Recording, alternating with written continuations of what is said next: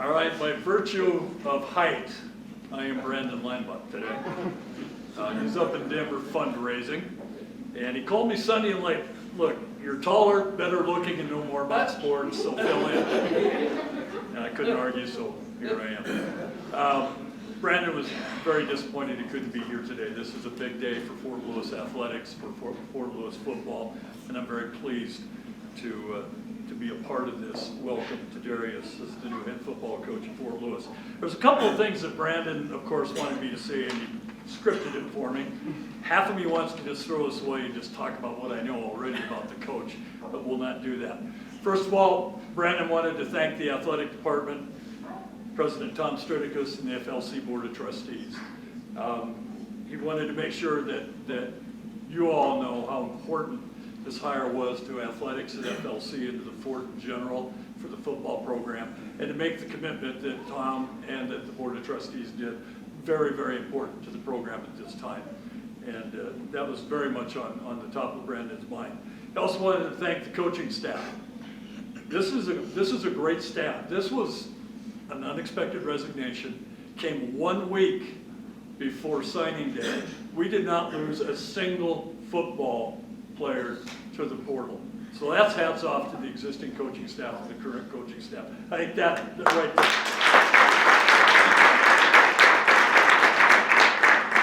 We also wanted to thank the student athletes for hanging in. Going through a search is not an easy thing to do.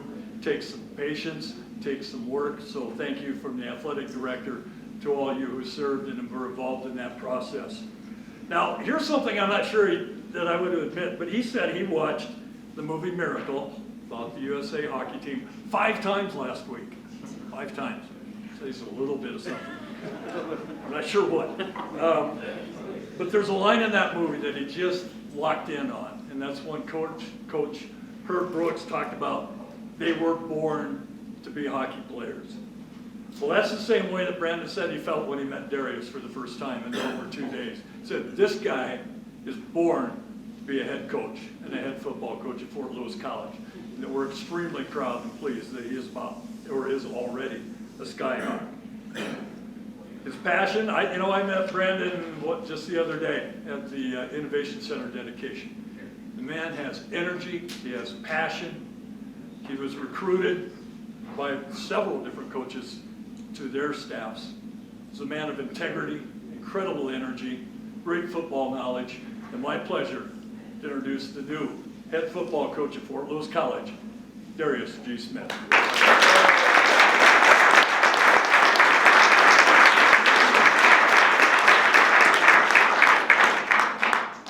He said he watched Miracle? Wow. Okay, wow, that's first and foremost, I want to give all glory and thanks to God. That's the first thing I want to do. I want to thank the athletic department, especially athletic director Brandon Linebuck and President Tom Stridicus for giving the young man his dream. You get into this profession, yeah, I'm going to tear up a little bit. I'm a very emotional person. I carry my emotions on my sleeve, and my guys already know that.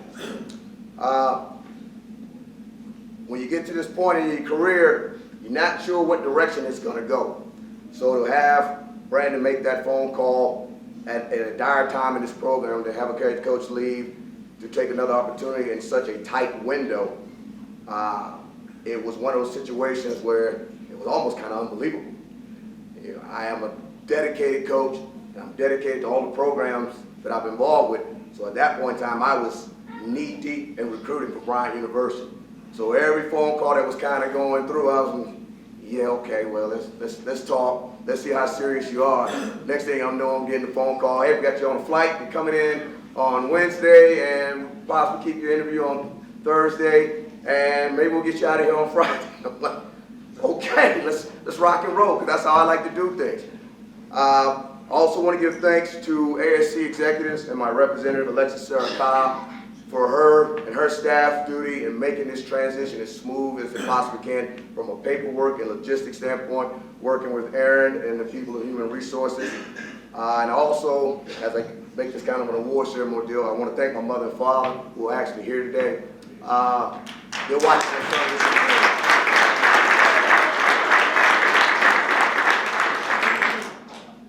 As I thank everybody who's reached out to me in the past week, whether it be Facebook, Twitter, Instagram, social media of all types, you know, the part of it is I'm a ball coach, and I want to get down to the nitty-gritty of football. You know, when I came in, I really wanted to make sure I came in boots on the ground and running. And a lot of that had to do with what Mark mentioned, with the staff being in place. You know, and one of my first goals was to hire a mentor of mine. Been coaching 3 or 4 years. He sat me down and asked me, hey, I'm going to take over this program, and I want you to be my offensive coordinator and call plays. We knew each other for a while, but I didn't know if he trusted me in that manner. And that jump off 24 years ago helped me get to this point. So one of my first deals in holding this staff together, it was a must of me to hire my defensive coordinator, Ed Riffolato, and to work with him again. That was, without a doubt, had to happen. And I'm so blessed that he said yes. Thank you, Ed.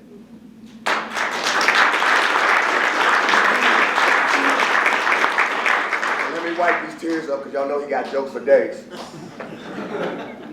With the staff in place, you know, Brandon asked me to interview the entire staff in so many regards, as far as whether it be recruiting, their knowledge of the game, and just their personal aspect. I have, without a doubt, I am inheriting, without a doubt, one of the best staffs in Division II college football. Colton Teagler, who's going to be coaching my defensive line. Ben Hanks is going to be working with the secondary. Darren Stickney, who was a player here, he hurt himself in week 3, Darren? Week 1. But he came in and said he wanted to be a coach. We sat down, we talked. Darren's going to help me on the offensive side of the ball with the running backs. And a change that I felt needed to be made in the staff, Jeff Nanny, sitting down talking with him, there was a bond that was created just talking X's and O's.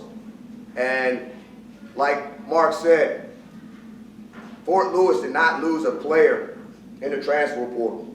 Fort Lewis made sure that everything was intact for whomever came in as the next coach. And a lot of that had to be credited to Coach Nady.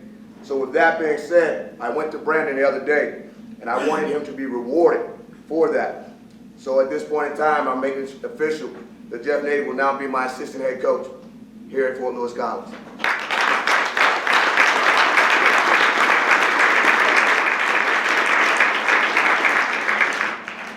You know, I'm sure a lot of you guys are going to have expectations, want to know what my expectations for the season, the spring. Right now, I just want to see my guys compete.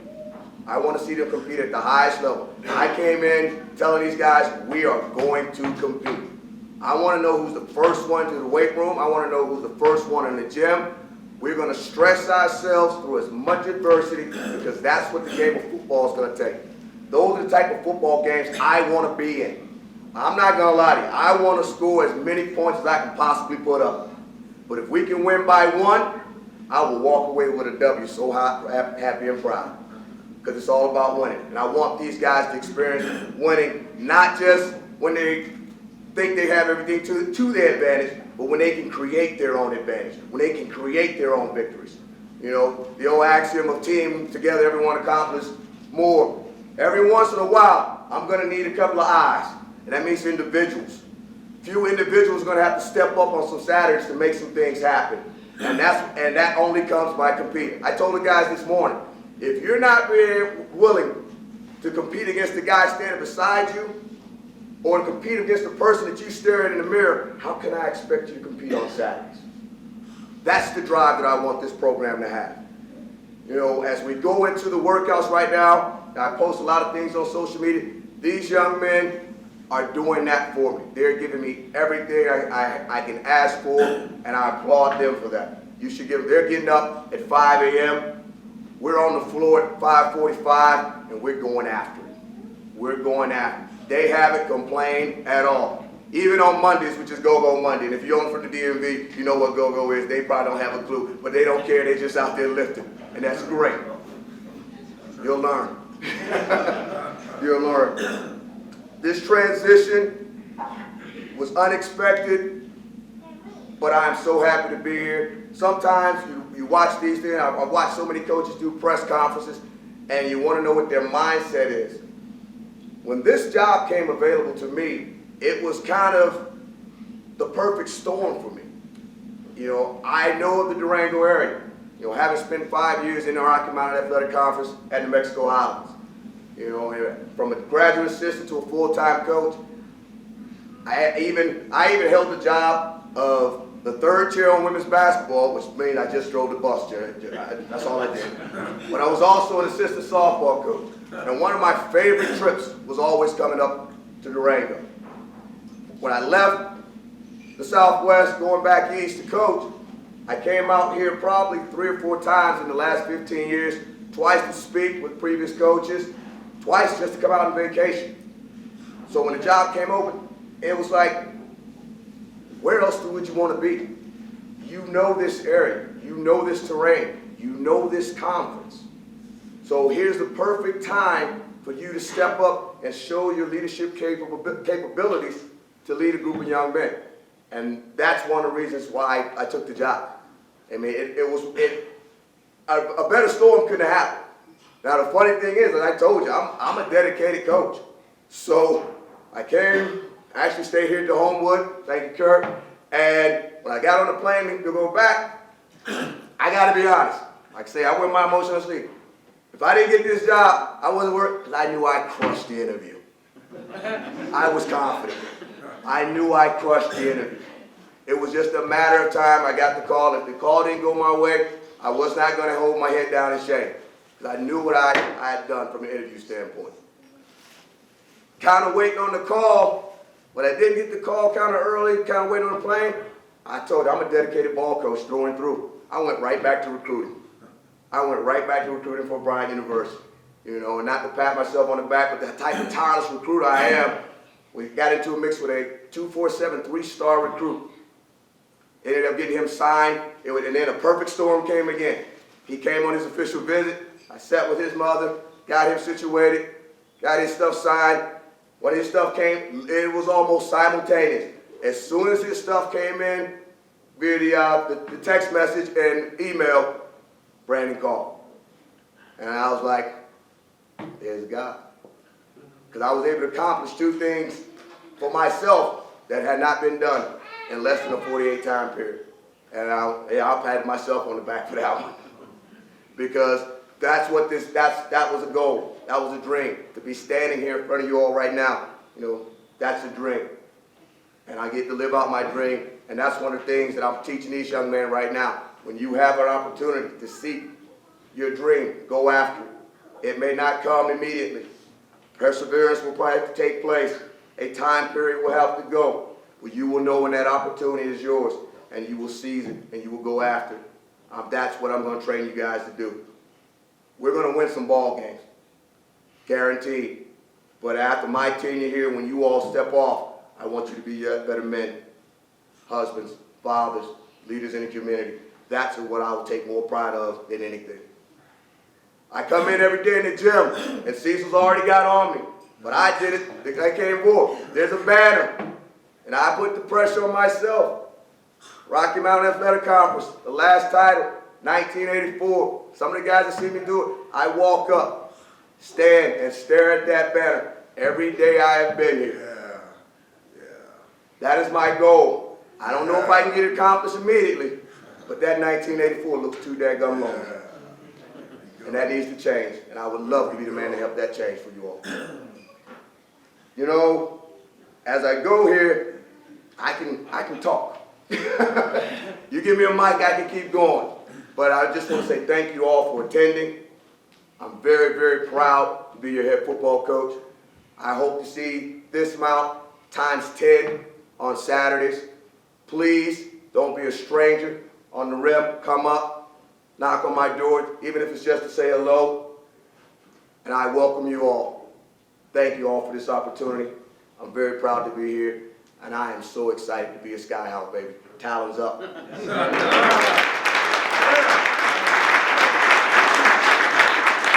I guess that goes to question and answer now, huh? Coach, I'll start with the first question. You know, obviously a prolific rushing attack everywhere you've gone, your coaching stops. What kind of offensive philosophy will you have for this team that's going to be returning the third-ranked defense in the RMAC? Well, we're going to be personnel dictated, but we're going to be as wide open as I can possibly be. My background is spread offense, so I want to spread that bad boy and throw it around as much as I possibly can. But a lot of that is going to be dictated toward the personnel. And again, rushing the ball is a must. As much as I want to sling it around the barnyard, we got to be able to run the ball. And if we want to play games in November and in December, we're going to have to run the football. And that's how you win championships. So we're going to be as balanced as we possibly can be. We're going to take advantage of matchups. Personnel is going to dictate how we line up on things, but we're going to be aggressive. All three phases are going to be aggressive. We're going to be hard-nosed, we're going to be fast, and we're going to be aggressive. Offense, defense, and special teams. There will not be any slacking on any unit on my ball club. You know, one of the things I told my guys, if you're privileged enough to be a starter on offense or defense, you're going to be a starter on special teams. No disrespect to any of my backup players, because they got to earn that right. I want them to earn that right in the depth chart on the offense and defense. But if you're a starter on offense and defense, you should be a starter on special teams. We'll create the depth that way, okay? And that's how we're going to build this ball team. You know, I'm not going to have just one guy. I have never had a bell cow running back. I've never had a bell cow receiver. One of my biggest pluses in my coaching career in 2 years at other institutions, Villanova and UMass, my guys used to substitute for themselves. Because I coached them to understand the situation in certain circumstances when they knew they needed to be on the field. Sometimes what was beautiful was to watch a young man step back and challenge his backup. Hey, you ran this play. Coach trusts you. Get out there. There were times at Villanova we would be called to play Sam Venuto, who was a great offensive coordinator. I'm going to steal a little bit from him as we implement things. Sam used to ask me, Darrius, who you got on the field? I just look. I don't know who's out there. Run it. I have that much confidence in my coaching ability. What do you want to do? Run it. If there's something special for someone, well, yeah, we make sure that person's in the game. So again, if I answer your question, we're going to be wide open and aggressive. Any other questions for Coach Smith? Oh, don't get all shy with me now. Hey, Coach, I've got one. How about an identity for this team? When teams limp onto the bus and slink on down off the rim on Saturday afternoon after you guys are done with them on the field, what do you want those guys and those coaches saying to each other? Finish this sentence. Man, those Skyhawks were The toughest bunch we ever played. They're the toughest bunch we ever played. We're going to be relentless. We are not going to back down to anyone or any challenge. Okay? When we step off the bus, we play 4 quarters. Outside of having a conference game, so we know we're going to have to play the team again, I'm hoping that nobody wants to play us again. We're too tough. We're too tenacious. We get after it too hard. We are not going to back down to any challenges. I want you guys to understand that right now. We are not backing down to anyone, anybody. We will have respect for our opponents, but we're not backing down to anybody. So that's going to be the statement. Man, they're too tough. They won't give up, and they will not quit. All right, Coach, as previously mentioned, President Stridicus, the Board of Trustees, and Brandon Leinbach showed commitment to you with the 3-year contract. What did that mean to you to receive that from Fort Lewis and see that that amount of faith in you? Blessed, truly blessed. Confident in my ability that they saw, and what it showed me was they wanted stability, and I wanted to give them stability. You know, I wasn't opposed to that. You know, if you want to build a program, if young men want to succeed on the field, you don't necessarily have to be worried about who's coaching or what's going to happen next. You know, is this coach going to stay? Am I going to leave? Right now, as we stand here, I am honoring my 3-year deal because that's what was given to me by this university. And again, I told those guys, I sent them in a text message, going back to your banner, Cecil. I put it up there. They got a text message on the banner. Right now, I got 3 years to get this accomplished. Who's going to help me? That's what it's all about. They showed enough faith in me to give me that. I'm going to try my best to honor it with W's as much as I possibly can. I got a question for you. I'm Cecil Gardner, probably helped hang a banner in 1984, and I'll tell you what we did off season. Our coach, Gary Barnett, got us up at 5 a.m. spring practice. We hated it. And let me tell you something, Darrius and team players. We ran Chapman Hill every day after practice during the season. We were never tired. We never gave up. We were 11th in the nation. We were champions, and I expect you to be there. Now, my question for you, Darrius. Are you willing to extend that contract within your power to 5 years so you can recruit a class and take this freshman class you inherit to graduation? My honest answer is, talk to my agent. Give me his name, number, her name, number, and I will. Talk Because to I expect you to be talk here to 5 Alexis years. Cobb. We'll get And I that. expect you to hang a banner, sir. And I expect you to be top 20 in the nation. And I'm going to be there supporting your team. I'll even walk Chapman with him if you make it happen.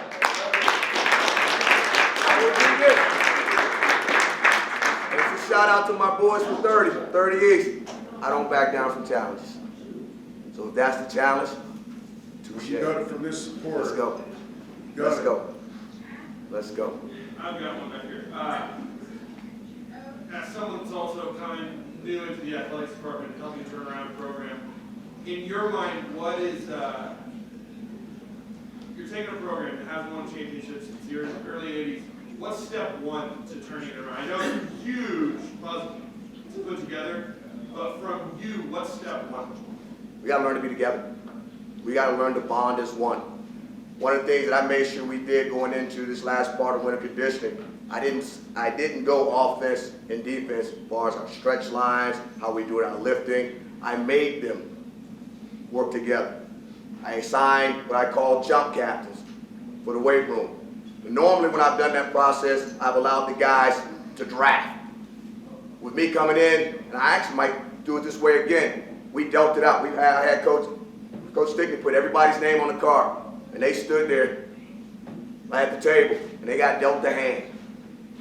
The mindset, you got to be able to play with the hand that you're dealt. You got to rely on the guys that are in that group. You got to take leadership, whether it's an offensive player or defensive player in your group, and let them know that we're all in this together. So that was my first step coming in. To answer the first part of your question, you know, heard from a real good ball coach that's a good friend of mine. You're trying to change the program around that hasn't won, well, guess what? Not too many 11-0 jobs are open. And I don't know too many 11-0 jobs calling Darrius G. Smith. So that's what we got. But that's what we're going to deal with, and that's what we're going to start the foundation of this thing. That is going to be the foundation to making things better. I've even reached out to the past seniors. I told them, I want them out there in morning workouts. Yes, their time with us is done. What can they do for us? I don't know if they want to train, hop in the line. Their scholarship, we're still paying. So I want them out there. Some of them I told them, hey, you might just be a glorified water boy. But I also told these guys, don't disrespect them for that. Because what they're doing, that's my first step in teaching them how to give back. And they're giving back to their own program while they're still there. That's what I did. I finished playing in 1993 at Frostburg State. I knew I kind of wanted to coach. Coach McGlinchey brought me into his office, had this long talk. I immediately became a student assistant because I wanted to give back right then, right there. That's what it's all about, creating that bond together, understanding we're all in this together. You know, if they don't do that, we don't have a shot. I can draw up as many schematic plays as I want. Coach Ripolado can draw as many blitzes as he wants. If we can't learn to play together and respect the people standing to your left and to your right, we don't have a shot. So that's the first thing I'm trying to do. Get them to understand we have to buy in together.